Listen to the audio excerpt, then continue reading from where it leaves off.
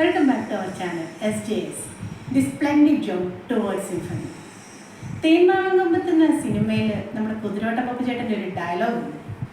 താൻ ആരാണെന്ന് തനിക്കറിയാമെങ്കിൽ താൻ എന്നോട് ചോദിക്കും, താൻ ആരാണെന്ന് ഞാൻ തനിക്ക് പറഞ്ഞു തരാം. എന്നിട്ട് ഞാൻ ആരാണെന്ന് തനിക്കറിയാമെങ്കിൽ താൻ എന്നോട് ചോദിക്കും, ഞാൻ ആരാണെന്നും താൻ ആരാണെന്നും ഞാൻ തനിക്ക് പറഞ്ഞു തരാം. ശരിക്കും ഈ ഡയലോഗിൽ ഒരു വലിയ കൺസെപ്റ്റ് ഇരിപ്പുണ്ട്. നമ്മൾ ആരും ശ്രദ്ധിച്ചിട്ടില്ല. ഞാൻ ആരാണെന്ന് താൻ ആരാണെന്നുള്ള ചോദ്യത്തിൻ്റെ ഉത്തരം കിട്ടേണ്ടത് എന്നിൽ നിന്ന് തന്നെയാണ്. താൻ ആരാണെന്നുള്ള ചോദ്യം തൽക്കാലം അവിടെ നിൽക്കട്ടെ, ഞാൻ ആരാണെന്ന് നമുക്കൊന്ന് ചിന്തിക്കാം. നമ്മൾ കഴിഞ്ഞ ദിവസം പറഞ്ഞ പോലെ ബി യുവർ സെൽഫ്. അതിന് ഏറ്റവും കൂടുതൽ ആവശ്യം എന്താണ്? നമ്മൾ ഓതൻറ്റിക് ആയിരിക്കണം. ഓതൻറ്റിക് എന്ന് പറഞ്ഞാൽ എന്താ?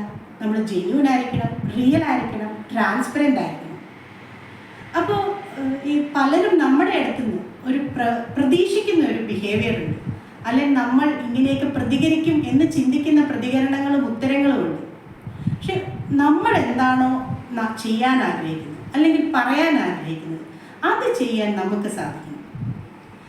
ചിലരുണ്ട്, ഇപ്പം നമ്മളൊരു ഫംഗ്ഷൻ ചെയ്യുന്നു അല്ലെങ്കിൽ ഒരു പാർട്ടിക്ക് ചെയ്യുന്നു, അപ്പോൾ ഫുഡ് കഴിക്കാൻ പറയുമ്പോൾ വലിയ ഡയലോഗ് പറയും, ഓ ഞാൻ ഭയങ്കര ഡയറ്റിങ്, ഞാൻ സാലഡ് മാത്രമേ കഴിക്കൂ. അല്ലെങ്കിൽ നമ്മളൊരു ചായ കുടിക്കാൻ വിളിക്കുമ്പോൾ നമ്മളോട് പറയുന്ന ഒരു ഡയലോഗുണ്ട്, ഓ ഞാൻ ചായ കുടിക്കാറില്ല. അപ്പോൾ നമുക്ക് ചായ കുടിക്കണമെന്ന് വളരെ ആഗ്രഹിച്ച് നിൽക്കുന്ന ഒരു സമയമായിരിക്കും.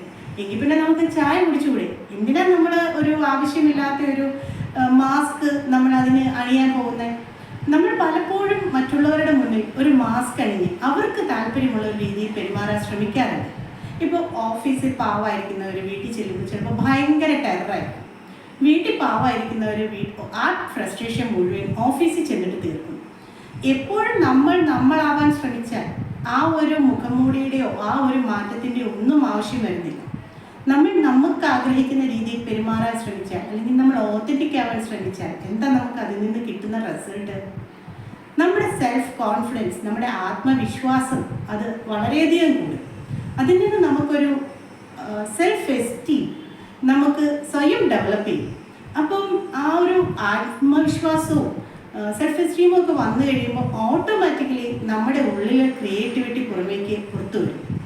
അപ്പോൾ ഈ നമ്മുടെ ഉള്ളിലെ ആ ബൗണ്ടറീസ് അങ്ങോട്ട് ഇല്ലാതായി കഴിയുമ്പോൾ, കാരണം നമുക്ക് വേണ്ടി തന്നെ പ്രവർത്തിച്ച് തുടങ്ങിക്കഴിയുമ്പോൾ നമുക്ക് നമ്മുടെ മനസ്സ് നിറഞ്ഞ ഒരു ഫുൾഫിൽമെൻ്റ് ഉണ്ടാവും, ഒരു നിറഞ്ഞ ഫീല് നമുക്ക് വരും.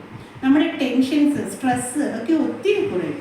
നമ്മുടെ പ്രോബ്ലം സോൾവിങ്, ഒരു പ്രോബ്ലം ഫേസ് ചെയ്യേണ്ട ഒരു അവസരം വരുമ്പോൾ നമുക്ക് വളരെ ധൈര്യമായിട്ട് ഫേസ് ചെയ്യാൻ പറ്റും. ഇതൊക്കെ ചെയ്യുന്നതിന് അല്ലെങ്കിൽ ഇങ്ങനെയൊക്കെ നേടുന്നതിന് നമുക്ക് എന്താ ചെയ്യേണ്ടത്? വളരെ കുറച്ച് കാര്യങ്ങൾ നമ്മൾ ശ്രദ്ധിച്ചാൽ മതി.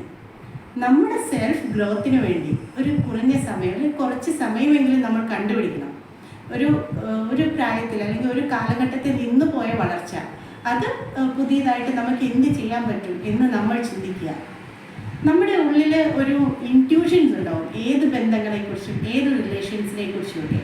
ആ ഇൻറ്റ്യൂഷൻസ് നമ്മൾ ഫോളോ ചെയ്യുക. അതുപോലെ തന്നെ നമ്മളായിരിക്കാൻ ശ്രമിക്കുക.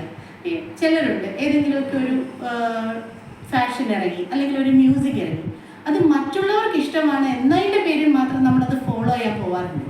ഒരിക്കലും നമ്മൾ അങ്ങനെ വേറൊരാളുടെ ഇഷ്ടത്തിൻ്റെ പുറകെ പോകാതെ നമ്മുടെ ഇഷ്ടങ്ങളെയും നമ്മുടെ താല്പര്യങ്ങളെയും ഒക്കെ ഫോളോ ചെയ്യാൻ ശ്രമിച്ചാൽ നമുക്ക് ഓട്ടോമാറ്റിക്കലി ആ ഓതൻറ്റിസിറ്റി ഉണ്ടാകും. B authentic is the best version of your self. Angelina Jolly പറഞ്ഞ പോലെ നമ്മൾ ഓതൻറ്റിക് ആയിരിക്കുക എന്ന് പറഞ്ഞാൽ അത് വളരെ ബുദ്ധിമുട്ടുള്ള കാര്യമാണ്. നമ്മളെടുക്കുന്ന തീരുമാനങ്ങളിൽ പലതും തെറ്റിപ്പോകും, പലതും തിരുത്തേണ്ടിയും വരും. പക്ഷേ ആ തെറ്റുകളുടെയും ആ തിരുത്തലുകളുടെയും ഒക്കെ ആകത്തുകയാണ് നമ്മൾ. അപ്പോൾ ബി ഓതൻറ്റിക്. Thank you.